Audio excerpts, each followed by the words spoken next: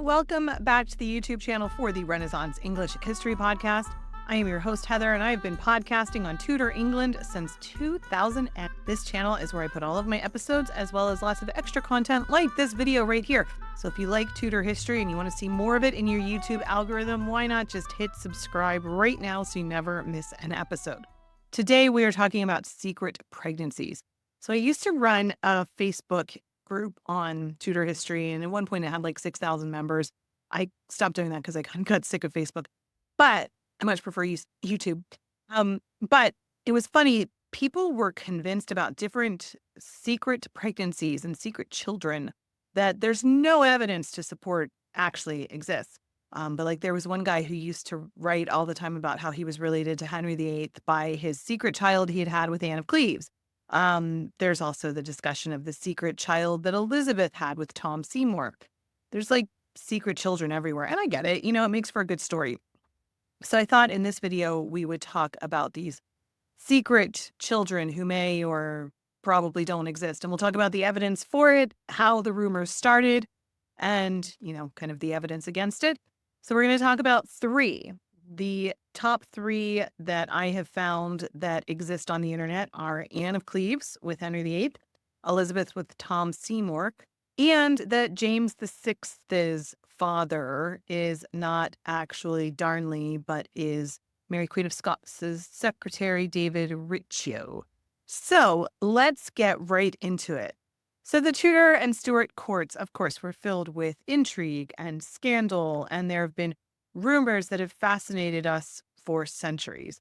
And amidst the persistent rumors that have stayed for 500 years are the stories of secret pregnancies that, if true, could have changed the course of history. In a period where royal bloodlines were everything, rumors about pregnancies, whether legitimate or not, held an immense power.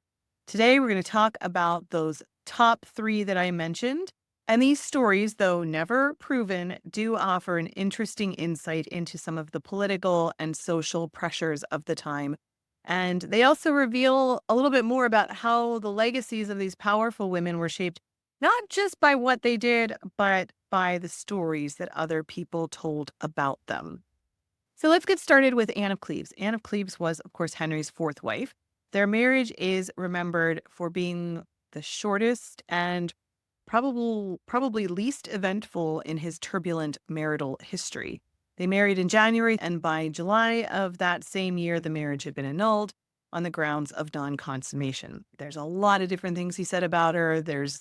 Throughout history, it's come down that she's the ugly wife, the rumor of the Flanders mare. Probably it was a combination of him just not being attracted to her. She was raised very differently than his other wives, didn't have the same kind of education. We see like throughout the wives that he's attracted to, the women that he's most attracted to, even the mistresses are, very intelligent. People like Anne Boleyn. We did an episode last week on Jane Popincourt, and somebody pointed out it sounds like she has a very similar personality to Anne, and I think that's probably true. He was attracted to women who were intelligent, and Catherine Parr.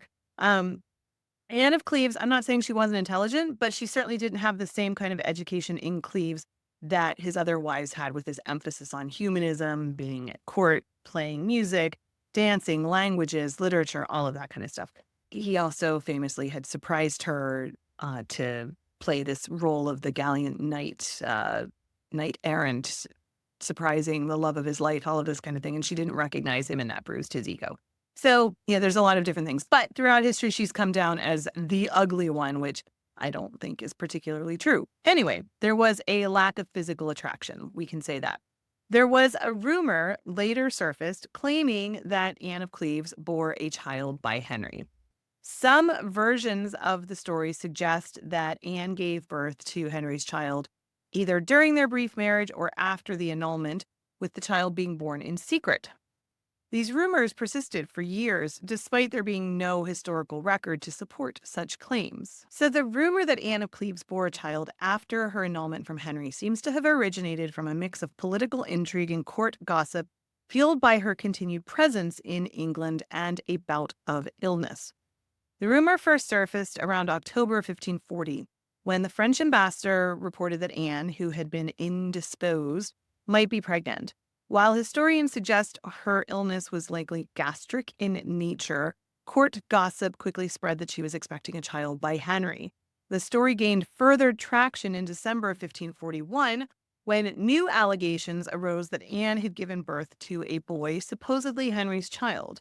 The Privy Council actually launched a formal investigation into the slander, questioning Anne's servants and other court members. Although they concluded that the rumor was completely false and dismissed the claims, the fact that an investigation even took place highlights how seriously they took this, and also, what a big deal this would have been, the power of court gossip and the implications that would have been tied to fertility, to Anne having a child during Henry's reign.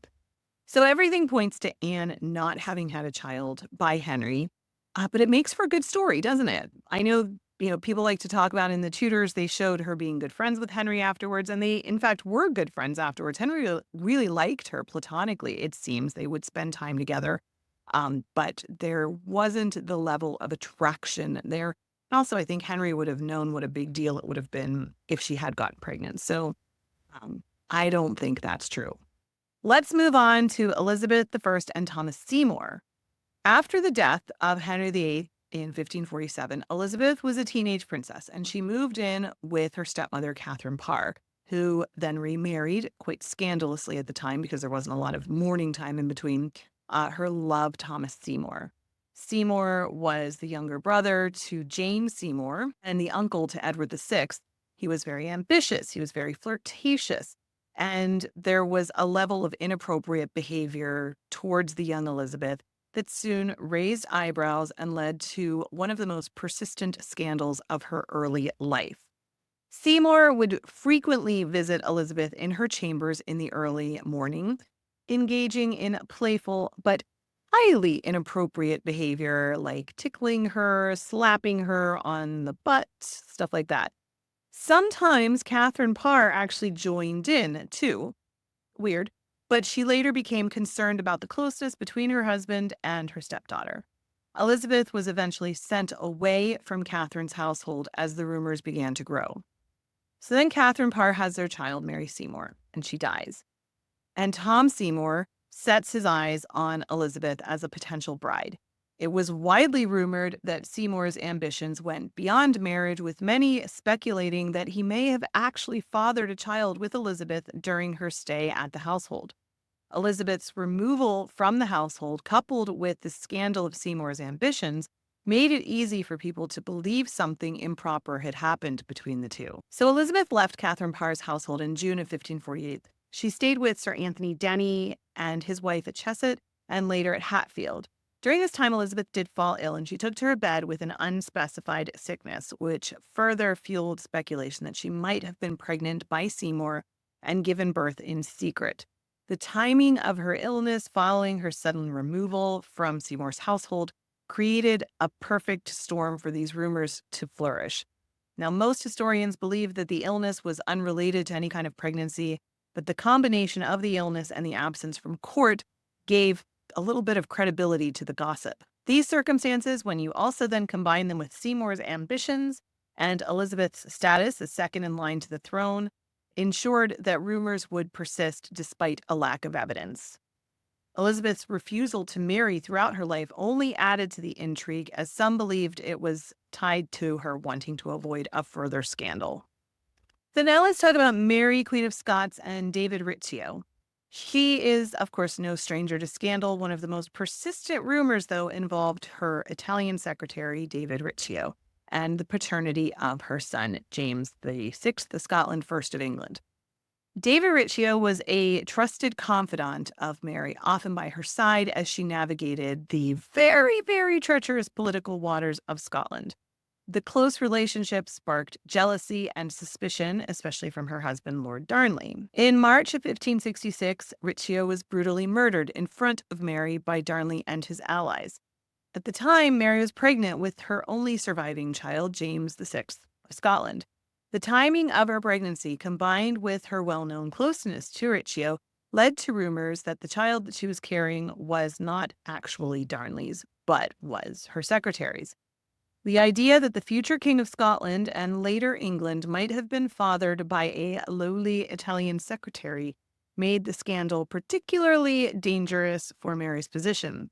The origins of the rumor likely stemmed from political enemies who sought to undermine Mary's reign, discrediting the legitimacy of her son, who would later become James VI of Scotland, and James I of England was a powerful tool to weaken her already very precarious hold on the throne. Mary's enemies at court used the scandal to fuel suspicions about her personal life, portraying her as a woman ruled by passion rather than political judgment. Can't have that. However, there is no credibility to suggest that Mary's relationship with Rizzio was anything more than professional. The rumor persisted largely because it fit into a larger narrative of Mary as an impulsive and emotional queen, but historians have largely dismissed any kind of an idea of an affair or secret child. Now, interestingly, it's still reported today. I just came across an article called "The Mystery Over Who Fathered James VI," and it said the initial controversy hanging over the birth of James was the question of the child's paternity. For decades, James was haunted by hints that his father was not Darnley, but his mother's boyfriend. They still call her his boyfriend. They still call him her boyfriend, but the murdered David Rizzio. Cruelly, Henry IV of France actually joined in the gossip mongering by observing that James was indeed the modern Solomon, since he was the son of David, and James was said to have wept openly when this old scandal was resurrected by his enemies. So, there you go. Who knows? Who knows? So there we go. 3 potential pregnancies, secret paternities that were never proven. Do you have one that you know of? I would love to know of other secret pregnancies that are out there, and maybe I'll do a future video on them. If you made it this far and you enjoyed this video, I sure would appreciate a press of that like button. It helps to feed the algorithm and get this content to even more people. Spread the Tudor love. Yay. And I hope I earned your subscription to my channel, where I put out content like this on the regular. Thank you so much for watching. Thank you so much for being here. Know that you are deeply loved. I am so glad I share the planet with you. And don't forget to drink your water. Super important to stay hydrated. All right, my friends, I will talk to you again very soon. Bye-bye.